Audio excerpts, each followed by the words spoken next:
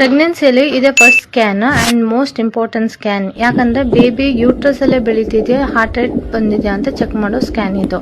ಈ ಸ್ಕ್ಯಾನ್ ಯಾವಾಗ ಮಾಡ್ತಾರೆ ಅಂದರೆ 7 to 10 ವೀಕ್ಸಲ್ಲಿ ಮಾಡ್ತಾರೆ. ಇದರಲ್ಲಿ ಏನೇನು ಚೆಕ್ ಮಾಡ್ತಾರೆ? ನಂಬರ್ 1, ಮಗು ಗರ್ಭದಲ್ಲಿ ಬೆಳೀತಿದೆಯಾ ಇಲ್ಲ ಔಟ್ಸೈಡ್ ಬೆಳೀತಿದೆಯಾ. ಔಟ್ಸೈಡ್ ಬೆಳೆಯೋದಕ್ಕೆ ಎಕ್ಟೋಪಿ ಪ್ರೆಗ್ನೆನ್ಸಿ ಅಂತಾರೆ. ಇದು ಒಂದು ಇನ್ಫಾರ್ಮೇಷನಿಂದ ಮಗು ಇಟ್ಕೊಬೇಕಾ ಇಲ್ಲ ಡಿಟರ್ಮಿನೇಷನ್ ಮಾಡಬೇಕಾ ಅಂತ ಗೊತ್ತಾಗುತ್ತೆ. ನಂಬರ್ 2, ಮಗು ಸಿಂಗಲ್ಲಾ, ಟ್ವಿನ್ಸಾ ಇಲ್ಲ ಮಲ್ಟಿಪಲ್ ಪ್ರೆಗ್ನೆನ್ಸಿನಾ ಅಂತ ನೋಡ್ತಾರೆ. ನಂಬರ್ 3, ಮಗುದು ಹಾರ್ಟ್ ರೇಟ್ ಎಷ್ಟಿದೆ, ಹಾರ್ಟ್ ಬೀಟ್ ಎಷ್ಟಿದೆ ನೋಡ್ತೀವಿ. ನಂಬರ್ 4, ಮಗು ಲೆಂತ್ ಅಂದರೆ ಕ್ರೌನ್ ರಂಪ್ ಲೆಂತ್ CRL. ಇದು ಮಗು ತಲೆಯಿಂದ ಟಿಪ್ವರೆಗೂ ಮೆಜರ್ಮೆಂಟ್ ಮಾಡೋದು. ಈ ಮೆಜರ್ಮೆಂಟು ನಿಮ್ಮ ಲಾಸ್ಟ್ ಪೀರಿಯಡ್ನ ಎಸ್ಟಿಮೇಟ್ ಮಾಡ್ತೀವಿ. ಅದರಿಂದನೇ ನಿಮ್ಮ ಡೆಲಿವರಿ ಡೇಟು ಎಸ್ಟಿಮೇಟ್ ಮಾಡ್ತೀವಿ.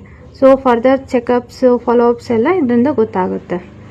5th ಬಂದ್ಬಿಟ್ಟು ಗರ್ಭಚೀಲದಲ್ಲಿ ಇಲ್ಲ ಮೊಟ್ಟೆ ಚೀಲದಲ್ಲೇ ಗಡ್ಡೆ ಬಂದಿದೆ ಅಂತ ನೋಡೋದು. 6th ಬಂದು ಸರ್ವೈಕಲ್ ಲೆಂತ್ ಅಂದರೆ ಗರ್ಭಚೀಲದ್ದು ಲೆಂತ್.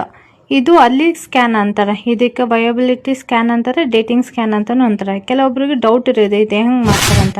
ಹೊಟ್ಟೆ ನೋವು ಬಂದಾಗ ಟ್ರಾನ್ಸ್ ಅಬ್ನಾರ್ಮಲ್ ಸ್ಕ್ಯಾನ್ ಇಲ್ಲ ಅಂದರೆ ವೆಜೈನಲ್ ಸ್ಕ್ಯಾನ್ ಅಂತಾರೆ ಕೆಳಗಡೆ ಮಾಡೋದು.